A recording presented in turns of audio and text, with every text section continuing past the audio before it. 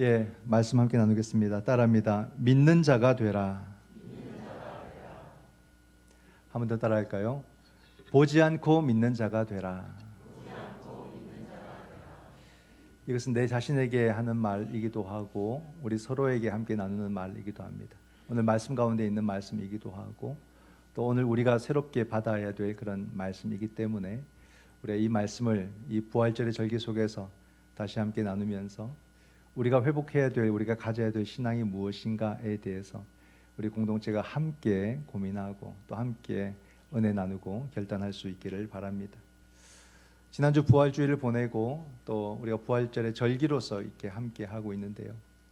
오늘 장로님도 기도해 주셨지만 우리 부활절의 신앙이 뭔가 이걸 잘 생각해 보시고 이것을 정말 우리가 온전히 내 신앙이 되도록 하고 우리가 굳건히 이것을 붙들고 이 믿음 위에 내 삶을 잘 세워가야지라는 그런 마음의 결단들을 우리가 잘 할 수 있어야겠습니다.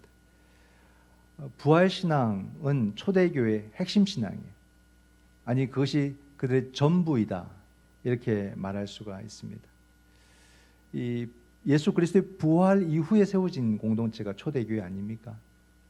그래서 이 부활 사건 속에서 이것은 성령의 역사라는 것을 느끼게 되고 성령이 또 그 공동체 속에 함께할 때 교회가 탄생하는 그런 역사가 일어났고 연약한 사람들이 모이지만 그 성령이 함께 하시니까 얼마나 강력한 공동체가 되었는지 그 이후에 교회를 향한 박해가 엄청나게 심했거든요. 근데 엄청난 박해 속에서 우리 현실에서는 그 박해가 너무 심하니까 우리가 이곳에 더 이상 모이기 힘들겠습니다. 이런 막 안타까운 이야기도 서로 나누면서 막 기도하면서 그렇게 또 막 헤어졌어요. 많은 사람들이 울프리 헤어지면서 어찌 보면 박해가 그들을 흩어버리는 도구가 된 거죠. 그러나 그 교회가 흩어져서 사라지는 것처럼 보이지만 도리어 한 사람 한 사람이 나중에 교회가 되는 역사가 일어납니다. 그래서 교회가 더욱더 전파되고 성장이 되고 물론 교회가 핵심은 아니죠. 교회는 도구적 존재죠. 그렇게 박해로 인해서 흩어진 교회가 유럽으로 전해지면서 오늘날 우리에게까지 이른 교회가 되었다. 이건 성령의 역사로서만 해석이 되지 이게 아무리 역사 분석을 해도 이것은 해석이 안 됩니다. 처음에 그 엄청난 박해를 300년 가까이 겪다가 도리어 그 당시 세계를 지배했던 정신 헬라 로마 그 문화를 뒤집어 버리는 역사, 팔레스타인 지역에서 생겨났던 작은 공동체가 그 온 헬라 로마 세계를 정말 어찌 보게 되면은 뒤집어 놓는, 바꾸어 놓는 그런 공동체 역사, 믿음의 역사가 되지 않습니까? 그래서 이 기독교를 도리어 국교로 받아들이는 그런 거꾸로의 역사, 문화의 역사를 보여주는 것이 교회 역사 가운데 있었다는 겁니다. 그렇게 박해하면 사라질 줄 알았는데 박해 받으면 받을수록 더 이 생명력이 나타나서 모든 사람이 믿는 그런 신앙과 복음이 되고 모든 사람이 다니는 그런 교회가 되었다. 교회는 박해 가운데 더 깨어있는 공동체가 된다 이런 생각을 하고요. 교회가 너무 인간적인 복을 받으면 교회는 무너지는 공동체가 된다는 것도 우리는 경험을 했죠. 그러므로 교회는 언제나 단순한 박해의 문제가 아니라 성령 공동체로서 이 부활의 신앙과 그 정신 가운데 우리가 설 수 있느냐 이게 우리 미래를 결정짓습니다. 우리가 오늘날 너무 잘 먹고 잘 살다 보니까 이 부활 신앙에 대한 이해도 부족하고 간절함도 없어져서 그냥 배부른 성도가 되고 말다 보니까 교회는 이토록 힘을 잃어버리는 그런 공동체가 되고 만 거죠. 너무 분명하게 보이지 않습니까? 뭐 따로 우리가 뭐 증거를 제시할 필요도 없는 시대가 되었고요. 그래서 우리 모두가 이 신앙 속에서 성령 충만이 왜 우리에게 필요한가 이것을 다시 생각하고 우리 또한 이 초대교회처럼 우리에게 이 부활 신앙이 전부인가 이걸 다시 물어봐야 됩니다. 분명히 사도 바울이 말했습니다. 정말로 예수 그리스도의 부활이 없다면 우리가 전하는 것, 우리가 믿는 것 다 헛되다 그랬어요. 여러분 믿음이 헛되다 너무 심한 표현 아닙니까? 뭐 그렇게까지 이것이 아니면 저것도 있지 않습니까? 막 신앙의 이야기, 말씀 안에 있는 이야기를 하면서 이것이 부족하면 저것, 저것이 부족하면 또 그것, 우리에게는 선택의 여지가 많습니다. 뭐 이렇게 말할 수 있을까요? 아니에요. 여러분. 부활은 죽음을 전제로 하기 때문에 부활신앙은 십자가와 부활신앙을 말하는 거예요. 즉 우리 신앙에 있어서 십자가와 부활을 빼고 말할 수 있는 게 아무것도 없는 겁니다. 오직 십자가와 부활만이 우리의 신앙이고 핵심이고 전부임을 믿으시기 바랍니다. 그만큼 여러분 우리에게는 부활이 중요해요. 이 부활신앙이. 그러니까 나에게 있어서 이 부활신앙은 어떤 신앙인가? 이 부활신앙이 어떻게 작용하는가? 이걸 돌아보아야만 되는 거 아니겠습니까? 나에게 부활신앙은 살아있는가? 부활절 연합예배가 점점점 사라지죠. 우리도 안 간 지가 오래됐습니다. 가면 뭐 정치인들 와서 인사하는 시간 다 때우고 그 추운 데 앉아가지고 뭐 의미가 별로 없다는 느낌들을 많이 가지게 됐고 언젠가부터 안 가게 된 거죠. 정말 오롯이 예수 그리스도의 그 부활에 우리가 집중할 수 있는가? 그러므로 그것이 내 신앙으로서 다시 경험될 수 있는가? 중요한 겁니다. 부활이 얼마나 중요하냐면요. 우리가 일요일을 주일로 지키는 그 근거도 부활신앙에서 나온 거 아닙니까? 그렇죠? 유대인적으로는 안식일이 토요일이잖아요. 하나님이 세상을 창조하신 것이 일, 월, 화, 수, 목, 금인 거예요. 그리고 토요일 날 안식하셨다는 겁니다. 이게 유대력이죠. 그렇게 해서 수천 년 동안 그 믿음과 그 삶과 전통이 흘러왔는데 그 예수 그리스도의 부활 사건 하나 때문에 바꿔버린 거예요. 그리스도인들이. 우린 토요일이 안식이 아니라 일요일이 우리의 안식일이다. 왜? 예수님께서 금요일에 십자가에 못 박히시고 일요일 아침에 부활하셨기 때문에 그날이 우리의 안식일이 될 것이다. 그렇게 해서 그런 전통이 바뀌는 것에 대한 핍박과 그런 폭력과 억압 앞에서도 우리는 일요일이 이제 우리의 안식일이다, 주의 날이다 해서 주일 개념이 나온 겁니다. 그러니까 이렇게 우리가 오늘날 일요일에 예배를 드리는 것도 부활신앙에서 시작되는 거예요. 그러므로 우리가 이 부활신앙을 얼마나 내 개인의 삶 속에도 새롭게 해야 될 것인지, 이 부활신앙을 통해서 우리의 삶을 어떻게 바라보아야 될 것인지도 분명해진다는 거죠. 부활신앙을 신약이 참 잘 설명해 주는데요. 복음서는 이 부활의 사건을 우리에게 잘 설명을 해주고요. 이 서신서는 부활의 신앙을 우리에게 잘 소개를 해주고 있습니다. 그래서 바울이 특별히 서신서를 통해서 이 부활 신앙이 무엇인가, 부활 사건을 신앙으로 해석한 아주 중심된 인물이죠. 그러면서 우리의 신앙이 부활 신앙이며 그 부활 신앙의 의미가 무엇인가를 아주 구체적으로 바울의 모든 서신서를 통해서 해석을 해주고 있습니다. 고린도전서 15장 20절, 15장이 부활장이죠. 그 20절에 보면 그러나 이제 그리스도께서 죽은 자 가운데서 다시 살아나사 잠자는 자들의 첫 열매가 되셨도다. 인생은 살다가 죽을 수밖에 없잖아요. 성경 그것을 잠잔다라고 표현하고 그 모든 잠자는 자들 가운데서 처음으로 다시 살아나신 분이 바로 예수 그리스도이시다. 그 살아난 생명은 더 이상 잠자는 생명이 되지 않고 영원한 생명이 되셨다는 것을 바울이 그렇게 해석을 해준 겁니다. 또 22절에도 보면은 아담 안에서 모든 사람이 죽은 것 같이 그리스도 안에서 모든 사람이 삶을 얻으리라. 그러니까 첫째 아담은 그로 말미암아 사람이 죽게 되는, 도리어 죽음에 이르게 하는 그런 아담이었지만 둘째 아담은 도리어 살게 하는 아담이 되었다. 이렇게 바울이 또 설명을 해주고 있는 것입니다. 부활에 대해서 뭐라고 표현합니까? 삶을 얻으리라. 부활이라는 것은 하나의 사건을 말하는 것이 아니라 그 의미가 뭐냐면 우리가 그로 말미암아 삶을 얻으리라. 산다는 거죠. 우리의 살아있음, 이게 부활신앙입니다, 여러분. 우리가 죽어서 내가 다시 부활할 것입니다라고 믿는 것 또한 부활신앙이지만 그 부활신앙을 가진 오늘 내가 예수 그리스도 안에서 살아있습니다. 이 고백인 거예요. 그러니까 나는 언제나 여러분 내 삶의 환경에 따라서 내 생명이 약해졌다가 강해졌다가 왔다 갔다 하는 것처럼 보이지만은 우리의 근본은 이미 살아있음이라는 말이에요. 이게 얼마나 감사한 일이고 이것이 얼마나 구원의 은혜가 높고 크고 깊은가를 알 수 있는 거죠. 구원은 미래적인 것만이 아니라 오늘의 내 삶을 구원하는 은혜라는 말이에요. 그래서 연약한 나를 향해서 너는 살아있다. 이 선언인 거예요. 그 선언이 내게 딱 들려올 때 우리는 그 무엇도 이겨내는 힘이 그 부활신앙에서 주어지는 거 아닙니까? 너는 살아있다. 이 말씀이 주님으로부터 우리에게 전해질 때 얼마나 감격스럽습니까? 우리는 환경으로 내가 살아있는지 죽은지 항상 그렇게 판단하는데, 내 삶의 환경이 어떠하든지 간에 놀랍게 내 삶을 찍고 들어오는 선언, 너는 살아있다, 이 말씀을 받는다는 거죠. 이게 부활의 신앙이다. 바울은 그렇게 해석해 주고 있습니다. 바울은 예수님의 부활의 사건을 일일이 그렇게 설명하는 곳이 없어요. 왜냐하면 그렇게 할 이유가 없기 때문에 그렇습니다. 바울은 예수님의 제자들과 동시대를 살았잖아요. 베드로도 만났고 야고보 사도도 만났고, 그죠? 막 바울이 핍박받아서 저기 터키로 갔다가 소아시아 갔다가 유럽으로 갔다가 하면서 다시 모교회 예루살렘 교회로 와서 베드로도 만나고 야고보도 만나고 예수님의 제자들 사도시대 때 같이 활동을 하지 않습니까? 그러니까 예수님의 십자가와 부활의 사건을 다 아는 사도들이 있기 때문에 굳이 자기 자신이 이 부활 사건을 기록할 이유는 없는 거죠. 바울은 그 부활 사건을 신앙적으로 이제 글을 쓰고 기록하고 전하는 것입니다. 그 부활 사건이 어떤 의미냐, 어떤 신앙이냐, 이걸 쫙 기록한 사람이 바울이었던 거예요. 그러나 이후로 어떤 일이 벌어집니까? 사도들이 죽기 시작하는 거예요.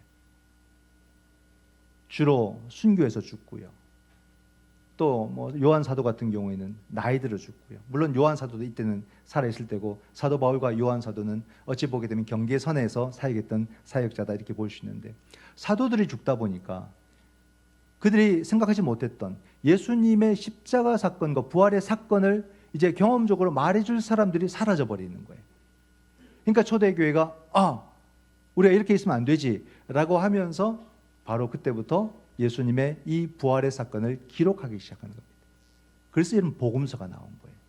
마태, 마가, 누가, 요한. 그렇게 본다면 여러분 보십시오. 우리가 신약을 대하는데 이 신약에서 무엇이 먼저 기록되었을까? 복음서와 이 서신서 사이의 경계선이 사도행전 아닙니까? 역사서. 근데 우리가 복음서와 서신서로 본다면 서신서가 먼저 기록된 거죠. 이게 먼저 기록되었어요. 그러니까 요한이 쓴 글들을 좀 빼고 나머지 서신서들이 먼저 기록되었다가 사도들이 자꾸 죽어가니까 복음서를 급하게 쓴 겁니다. 그래서 마태, 마가, 누가, 요한이 일반적인 서신들보다 뒤에 기록되었다는 것을 역사적으로 알 수가 있죠. 근데 왜 이 복음서가 앞에 신약에 와 있느냐? 그것은 예수님께서 이 땅에 오시고 사셨던 사건이기 때문에 우선적으로 배치를 한 겁니다. 그리고 이 사건에 대한 기본적인 모든 해석들이 서신서를 통해서 나타나고 있는 거죠. 이런 일들이 성경 속에서 이런 의미를 가지고 기록이 되었고 성경이 배치가 되어 있다는 것을 우리가 안다면은 성경을 좀 더 재밌게 읽을 수 있지 않겠는가라는 것입니다. 그런 가운데 마태, 마가, 누가, 요한이 전부 다 예수님의 부활 사건을 다 기록하고 있거든요. 근데 오늘 우리가 요한복음에서 나타난 이 도마의 이야기는 다른 복음에는 기록이 되었을까요? 기록이 안 되어 있습니다. 즉 요한만이 기록을 하고 있다는 것을 알 수가 있죠. 오늘 우리가 본문을 읽어봤는데 이 본문의 이야기 때문에 요한이 지금까지 듣는, 요한으로서는 참 마음이 안 좋은 요한의 별칭이 생겼습니다. 의심 많은 제자. 자, 도마가 그런 별칭을 갖게 된 거죠. 의심 많은 제자. 정말로 도마는 의심 많은 제자일까? 그렇게 생각해 보면 조금 도마는 억울한 점이 있다, 이렇게 말할 수가 있을 것 같아요. 도마는요, 누구보다도 열정적인 제자라고 말할 수 있어요. 그냥 이렇게 뭐 이런저런 존재감이 없는 그런 제자가 아니에요. 굉장히 가룟 유다처럼 그 뜨거운, 막 가룟 유다는 물론 잘못된 방향으로 나갔지만 도마는 예수님에 대해서 뜨거운 가슴을 품었던 그런 제자였다, 저는 그렇게 생각을 합니다. 요한복음 11장에 보면은 그런 사건이 나오는데 나사로가 죽었을 때 예수님께서 마르다와 마리아의 요청을 해서 집으로 간 과정이 나와요. 그때 주님께서 뭐라 말씀을 하시는데 제자들이 그것을 잘못 들은 겁니다. 그래서 어떤 생각을 하냐면 주님께 어떤 일이, 심각한 일이 벌어질 것 같다, 이런 오해를 한 거예요. 그때 도마가 뭐라고 말을 했냐면 요한복음 11장이 우리도 주와 함께 죽으러 가자, 이렇게 얘기를 해요. 여러분, 이런 말은 아무나 할 수 있는 게 아니에요.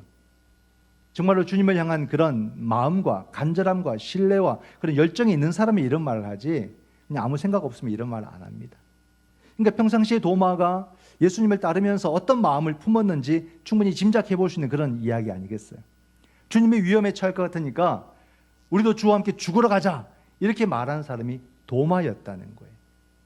근데 그 도마가 예수님께서 부활하셔서 그 제자들 함께 있는 그 공간에 나타나셨을 때 그때 없었던 겁니다.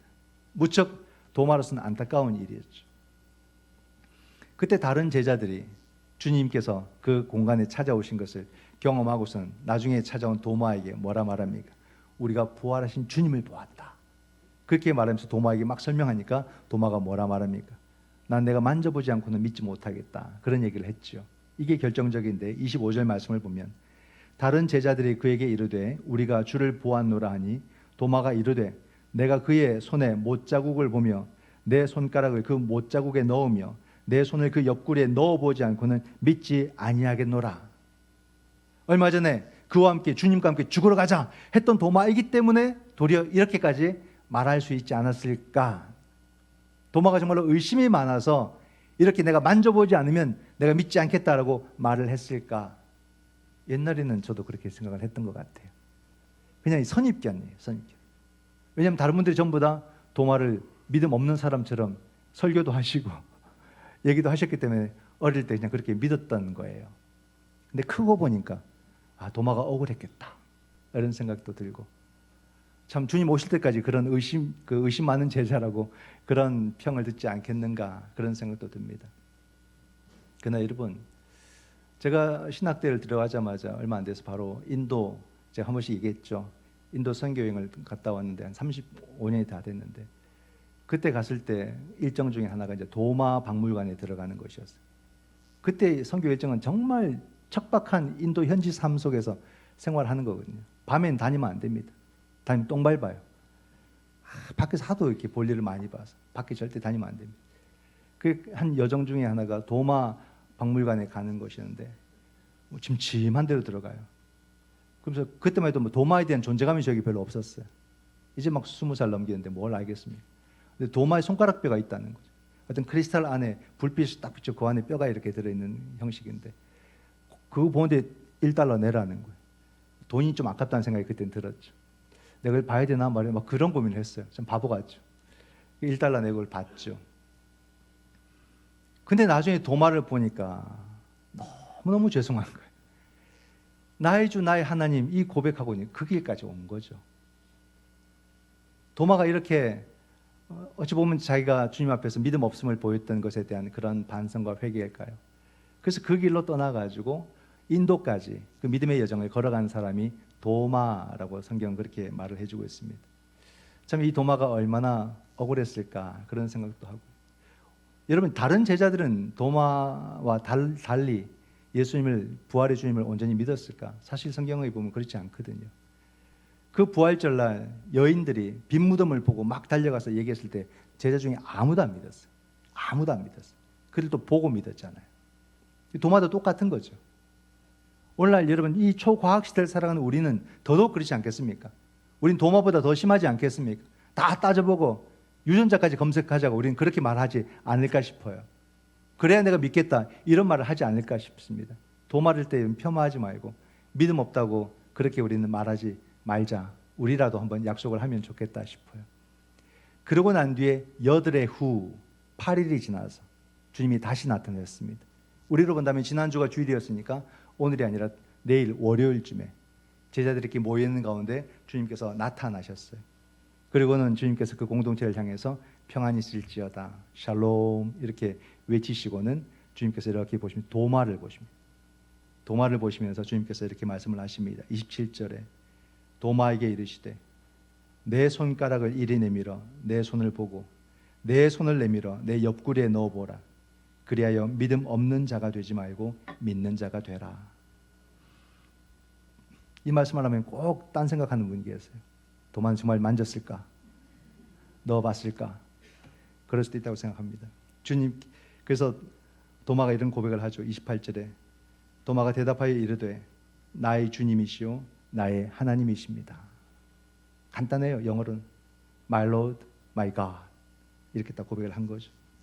그러니까 주님께서 말씀하십니다. 29절에 예수께서 이르시되 너는 나를 본고로 믿느냐? 보지 못하고 믿는 자들은 복되도다. 이건 꾸중이나 책망이 아닙니다. 앞으로 이 믿음이 어떻게 변화되고 바뀔지를 주님께서 그렇게 말씀을 하시는 거거든요.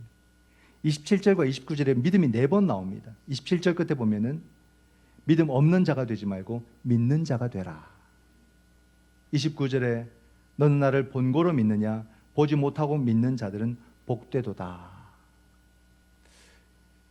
이 도마 이야기는 요한복음에만 나오거든요.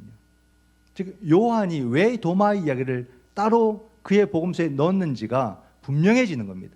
요한이 우리에게 말하고 싶은 것, 알려주고 싶은 것이 분명하게 이 메시지 속에 있기 때문에 그러는 거예요. 그게 뭐냐면 바로 믿음이라는 거예요. 이 믿음을 이야기하고 싶은 거예요. 이 믿음은 그 이전의 믿음과는 달라져야 되는 믿음이에요. 새 시대의 믿음이에요. 앞에도 말씀을 드린 것처럼 이제는 사도들이 다 죽었어. 지금 이 글을 쓰고 있는 요한 한 사람 남아있어.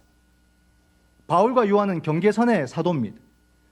즉 예수님의 모든 것을 바라보았던 그 경험이 있던 시대를 살았던 사람과 이제는 그것이 경험이 없이 보지 않고 믿어야 되는 그 시대로 들어갈 때 그 경계선에 있던 사람들이, 그러므로 이제 더 이상 보았던 사람들이 간증해 줄 수가 없는 거예요. 그러므로 바울이 해야 됐던 것, 바로 이 요한이 해야 됐던 것은 뭐냐면 보지 않고 믿는 자들이 이 말씀을 복음으로 받아들일 수 있는 그런 이 영적인 문서 선교 작업을 해야 되는 겁니다. 그래서 이 말씀을 기록하는 거죠. 그래서 보지 않고 믿는 자가 복된 시대다라고 그렇게 외치고 그렇게 가르치는 거예요. 그들의 마음이 얼마나 간절했을까? 불안하죠. 걱정이 되죠. 본 사람들이 더 이상 전해줄 수 없는 시대를 이제 살게 되었으니 이제 자기에게 주어진 것은 이 많은 사람들이 보지 않고도 믿는 사람들이 돼야 되는데 내가 과연 이것을 할 수 있을까? 그런 염려와 걱정과 불안과 두려움이 있지만 주님께서 뭐라 말씀하셨다고요? 보지 않고 믿는 자들이 복되다. 더 복된 시대가 되었다는 것을 믿고 이 말씀을 선포하고 있는 거예요. 될까 우리는 염려가 되지만, 가능성을 따지지만 된 거예요, 여러분. 이게 이루어진 거예요. 우리는 정말로 이것이 반신반의하면서 이 말씀을 선포하는 것처럼 느껴졌지만 결국에는 그 선포가 지금까지 살아서 우리 모두도 그 현장이 없었지만 예수 그리스도를 나의 부활의 주님으로 믿게 되었다는 사실입니다. 이게 얼마나 놀라운 역사입니까? 그 믿는 사람들이 보고 믿는 것보다도 더 큰 복이고 더 큰 은혜고 더 큰 사건이라고 주님께서 미리 말씀해 주셨고, 이것을 믿고 외쳤던 바울과 요한의 그 메시지는 오늘 우리에게까지 생생하게 살아서 전달되고 있다는 사실입니다. 이 믿음이 얼마나 놀랍습니까? 보지 않고도 어떻게 예수 그리스도를 본 것처럼, 마치 보고 있는 것처럼 그렇게 생생하게 나는 나의 주님으로, 나의 하나님으로, 부활의 주님으로 의심하지 않고 믿을 수 있을까라는 겁니다. 이게 성령의 역사고 이것이 복음의 역사입니다. 절대 자기를 믿지 말고 복음을 믿어야 될 이유가 여기에 있는 거죠. 내가 전하면 사람이 믿을까? 그런 어리석은 생각을 하지 말아야 되는 겁니다. 우리는 복음을 믿고 성령을 믿는 것이지, 우리가 이 복음을 전한다면 어떤 모습으로 어떻게 역사가 나타날지 우리는 아무도 모르는 거예요, 여러분. 내가 이 사실을 말하면 세상 사람들이 믿을까? 그런 고민을 하지 말라는 거예요. 우리는 경전정교예요. 나는 성경을 안 믿으니까 그걸 근거로 하기 말하지 마라. 아니다. 나는 성경을 믿기 때문에 나는 오직 성경을 통해서만 말할 뿐이다. 그리고 성경을 한번 말해보세요. 그게 놀라운 발화점이 됩니다. 놀라운 변화의 출발이 되는 거예요. 나는 성경을 믿기 때문에 나는 성경을 근거로 세상을 향해서 말하지만 그 사람들의 마음의 문을 성령께서 다 열어버리시는 거죠. 그리고는 그 주님을 나의 주님으로 고백하게 된 이 간증들이 수두룩합니다, 여러분. 한번 보세요. 정말 누구보다도 교회를 박해했고 누구보다도 복음을 거절했던 사람들이 그 누군가의 그 복음의 전달을 통해서 그 마음의 문을 열었다는 고백들이 엄청나게 많다는 말이에요. 바울이, 요한이 믿고 선포했던 것처럼 오늘 우리도 이 말씀을 믿고 우리가 주의 말씀과 주님의 놀라운 이 사건을 우리가 전한다면 어떤 역사가 일어날지 기대하시면서 복음을 전할 수 있기를 바랍니다. 여러분, 보지 않고 믿는 이 믿음, 이 믿음을 오해해서는 안 되죠. 그냥 묻지도 따지지도 않고 믿으라, 덮어놓고 믿으라, 그 믿음을 말하는 것일까요? 한국교회가 한동안은 그런 믿음을 좀 강요하기도 했어요. 예전엔 막 질문하면은 믿음 없는 것처럼 얘기했어요. 넌 믿음이 없구나. 이렇게. 그래서 막 목사님들한테 질문도 잘 못했고 다른 분들에게도 막 기도하는 권사님들에게 물어보면 믿어라, 넌 믿음이 없다. 막 그래서 내가 정말 믿음 없는 줄 알았어. 나도 아직 전도세 되었을 때 학생들이 질문하면 뭐랬을까요? 믿어라. 넌 믿음이 없다. 그랬던 기억도 있는 것 같습니다. 그건 거의 없는 것 같은데. 그러나 여러분, 그 믿음을 성경은 말하는 게 아니에요. 덮어놓고 믿어라. 그 믿음을 보지 않고 믿는 믿음이라 말하는 게 아닙니다. 그렇게 말했던 것은 한국교회가 답변할 자신이 없어서 그랬던 거죠. 근데 목회자도 그런 스트레스에서 벗어나야 돼요. 내가 꼭 답변을 해야 된다 생각할 필요는 없어요. 경험해 보니까요, 많이 알면 답변 잘하겠지. 그거 다 거짓말입니다. 그거 안 돼요. 그러나 여러분, 목회자는 끊임없이 자기 공부는 해야 되고요, 깊은 묵상도 해야 되고, 성도들이 올 때 그냥 그 질문과 그 이야기를 듣고서 들으면 이미 그게 그 사람의 발제거든요. 어떤 안을 딱 내놓는 겁니다. 그럼 그때부터 대화가 시작되는 거예요. 그래서 대화가 되면요, 난 답을 얘기한 적도 없는데 그 사람은 이미 답을 얻은 거예요. 그러니까 자기가 말하면서 자기가 답을 이미 찾아가는 과정 속에 있었고 주님이 그에게 이미 답을 주신 거죠. 그러니까 그 사람은 충분히 만족을 얻고 돌아간다는 말입니다. 아, 이게 하나님의 은혜구나. 그러니까 우리가 질문을 하는 그냥 그런 삶을 살면은 하나님이 답을 주시는 거예요, 그 사람에게. 그러니까 꼭 뭐 내가 목사니까, 내가 장로니까, 내가 권사니까 답을 줘야 된다, 그런 스트레스에서 우리는 해방될 필요가 있습니다. 그러니까 내 삶의 경험과 내 고백을 함께 그냥 나누는 대화 속에서 이미 답을 다 찾아가는 거죠. 이 믿음, 이 보지 않고 믿는 이 믿음을 우리가 잘 설명할 수 있으면 좋겠다는 건데, 여러분, 믿음은 크게 보면 두 가지로 볼 수 있습니다. 하나님을 향한 굳건한 신뢰, 이 신뢰를 우리가 믿음이라고 그러죠. 트러스트라고 말하기도 하는데, 우리는 하나님을 그냥 믿는 게 아니에요. 정말 하나님은 내가 신뢰할 만한 분이라는 것을 우리 모두가 함께 고백하기 때문에 우리는 같이 믿는 것입니다. 성경은 이미 하나님이 어떤 분이신지를 우리 가운데 끊임없이 설명하면서 그 하나님을 신뢰하도록 우리를 부르고 계신 거죠. 구약 성경은 하나님을 창조주 하나님이라 설명하고요, 또 믿음의 조상들에게 언약의 말씀을 주시고 그 언약의 말씀을 신실하게 이루어 가시는 분이 하나님이심을 모든 사건들을 통해서 보여준다는 말씀입니다. 아브라함에게 언약을 주시고 그 언약은 사람들은 까먹을지언정 하나님은 신실하게 기억하고 그것을 이루시는 과정으로 보여주는 거예요. 그런 과정 속에서 출애굽의 사건도 일어나게 되고, 그 광야의 여정 속에서 만나와 메추라기와 또 뭐 하나님께서 구름 기둥, 불 기둥, 또 놀라운 뭐 반석을 터뜨리고 또 샘에서 물이 나게 하고, 그런 역사적인 사건을 통해서 그 백성들을 인도해 주시고 결국에는 약속의 땅으로 이끌어 가시는 하나님의 언약의 실천, 그 신실하심을 성경이 보여준다는 말입니다. 이만큼 하나님은 우리가 신뢰할 수 있는 분이라는 것을 구약의 말씀을 통해서 보여주게 되고, 이 모든 구약의 말씀을 안고 그 모든 언약이 결국 예수 그리스도에게서 성취되며 그가 성육신하심으로 말미암아 결국 이 땅에 공생애를 사시고 십자가에 죽으시고 부활하심으로 말미암아 우리를 죄와 사망에서 구원하셨다라고 하는 이런 놀라운 영적인 사건을 우리에게 보여줌으로써 하나님을 신뢰하고 예수님을 신뢰하고 이 모든 것을 보이지 않게 이끌어 가시는 성령님을 신뢰하도록 이 성경은 우리에게 인도한다는 말입니다. 이 신뢰는 개별적인 경험이 아니라는 것이 전 더 감사해요. 이 말씀 속에서는 이 놀라운 하나님의 이야기는 모두가 함께 공유하는 경험과 체험이 되는 거죠. 그러므로서 우리 모두의 신앙들은 하나가 되는 것이고 우리의 고백도 하나가 되는 것이고, 그러면 우리는 한 하나님을 믿으며 한 하나님을 신뢰하는 그런 놀라운 믿음의 역사가 이 말씀을 통해서 우리에게 나타나는 것이고, 이 공동된 이 경험과 이 사건을 통해서 그 위에 우리는 개인의 신앙의 경험들을 쌓아감으로써 또 내가 만난 주님을 우리는 신뢰하고 고백하게 된다는 사실입니다. 우린 여러분, 사람은 다 달라도 서로 다른 신앙이 아니라는 거죠. 우리는 이 말씀의 사건 바탕 위에 우리 각자의 믿음을 세워왔기 때문에 우리의 뿌리는 같은 믿음을 가지고 있고 우리는 함께 주님을 신뢰하고 있음을 믿으시기 바랍니다. 그래서 여러분, 이 믿음이 참 중요한 것이고요.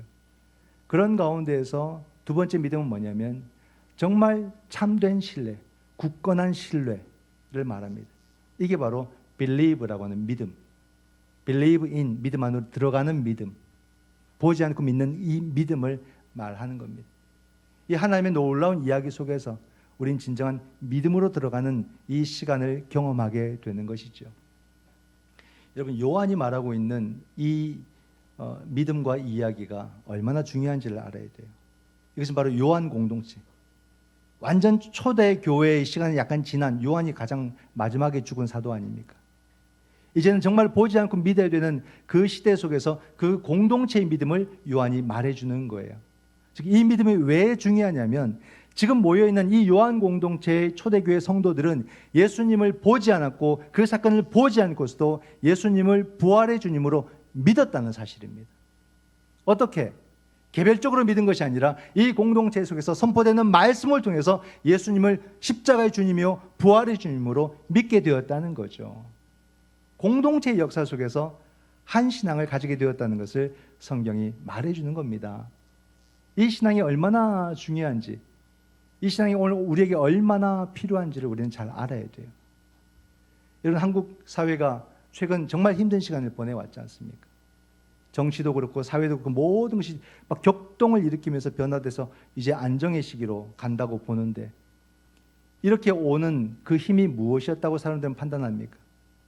그냥 훌륭한 정치인들 몇 명이서 그렇게 사회적인 어떤 그런 유명한 지도자들이 이것을 이루었다고 보십니까? 그렇게 안 보죠. 우리 사회의 민주주의를 향한 모든 국민들의 집단 지성이 이 위기 가운데서 결집이 되고, 그래서 건강한 참된 민주주의 방향으로 이끌어왔다고 그렇게 우리 사회는 평가하지 않습니까? 그런 것처럼 이 여러분 말씀이 보여준 건 뭐냐면 집단 영성을 보여주는 거예요. 교회라고 하는 이 집단 공동체, 이 공동체가 얼마나 귀하고 얼마나 소중한지를 보여주는 겁니다. 우린 이 교회를 통해서 신앙을 배우게 되고, 이 교회를 통해서 신앙의 아주 놀라운 체험들을 하게 되고, 그러므로서 우리 각자의 신앙의 고백과 주님을 향한 그 신뢰도 이 교회를 통해서 쌓아가게 된다는 겁니다. 교회를 소중하게 여기고 교회를 지켜나갈 줄 알아야 되고 교회를 바르게 세워나가는 그런 일꾼들이 되어야 됩니다. 겉모습으로 이 교회가 좋다, 저 교회는 별로다, 이렇게 판단하는 것은 아직까지 믿음에 이르지도 못한 단계들이에요. 작든 크든 여러분, 교회가 무엇인가에 대한 진지한 이해가 있어야 돼요. 정말 교회를 지켜나가는 사람인가? 나는 교회를 소중하게 생각하는 사람인가?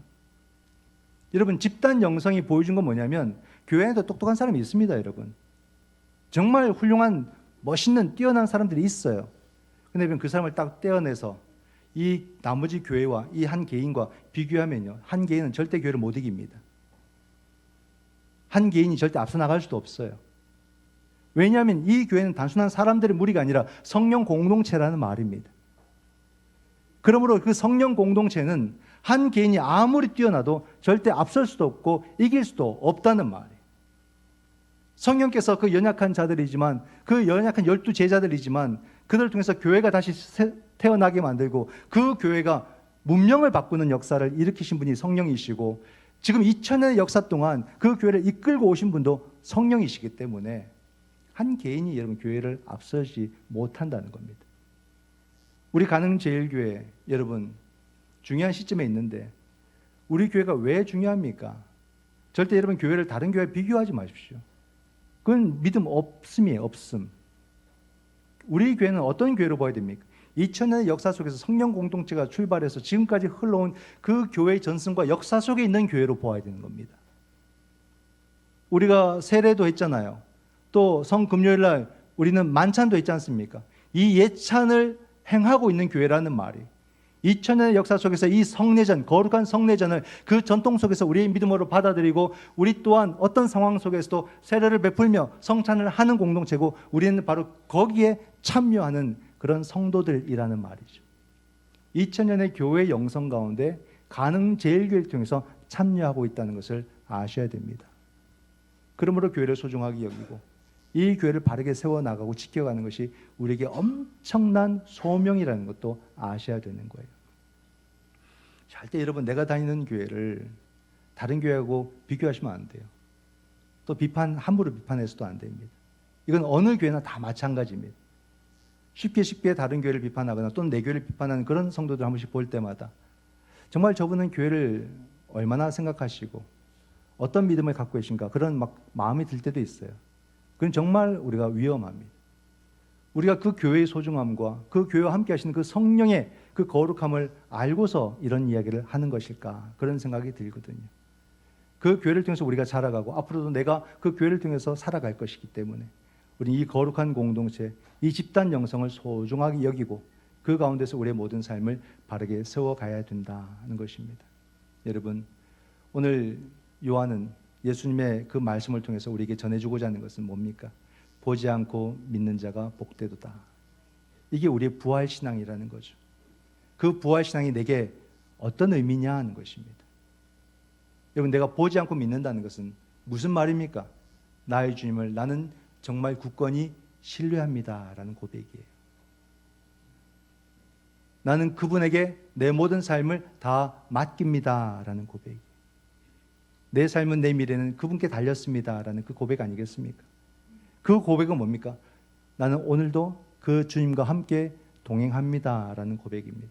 이게 부활신앙이죠. 그 주님 앞에서 내가 살아있음을 경험하는 것, 그 주님이 내 가운데 함께 하심을 경험하는 것, 이것이 부활신앙입니다. 그 주님을 굳건히 신뢰할 때 그 신뢰가 무엇이 바탕입니까? 사랑이 바탕이잖아요. 주님이 나를 이토록 사랑하시는 것을 경험하는 게 신뢰 아닙니까? 사람들은 나를 수단과 목적으로 많이 대하지만 주님은 언제나 나를 그냥 그 자체로 사랑하시는구나.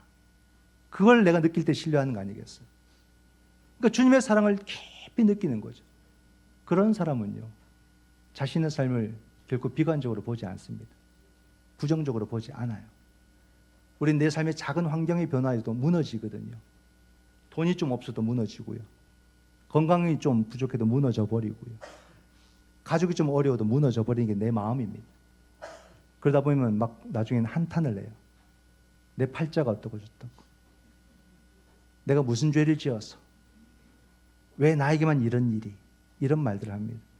가만히 생각하면 물론 힘들어서 그런 말을 하겠지만 그게 참 여러분 우리가 해서는 안 될 말이고, 우리 정말로 주님이 나와 함께 하신다는 것을 온전히 더 경험하는 시간으로 들어가야 되는 것이 아닌가. 어떤 상황 속에서도 내가 아무리 힘들어도, 내가 병이 있어도, 내 삶에 문제가 있어도 오늘 이 부활신앙이 우리에게 무엇을 선언합니까? 너는 살아있다. 이 말씀을 선언적으로 우리에게 말씀해 주는 거죠. 이건 나의 상황과 상관이 없어요. 그냥 나를 찍고 찾아 들어오는 말씀이에요. 너는 살아있다. 바로 이것이 우리의 부활신앙을 믿고 우리는 끝까지 내 주님을 보지 않고 믿는 이 믿음 가운데 살아가며 그러한 세상이 감당할 수 없는 예수 그리스도의 제자가 되어서 이 세상을 소망 가운데로 인도하는 그런 참된 복음의 삶을 살아갈 수 있기를 주님의 이름으로 축원드립니다. 아멘. 기도하겠습니다.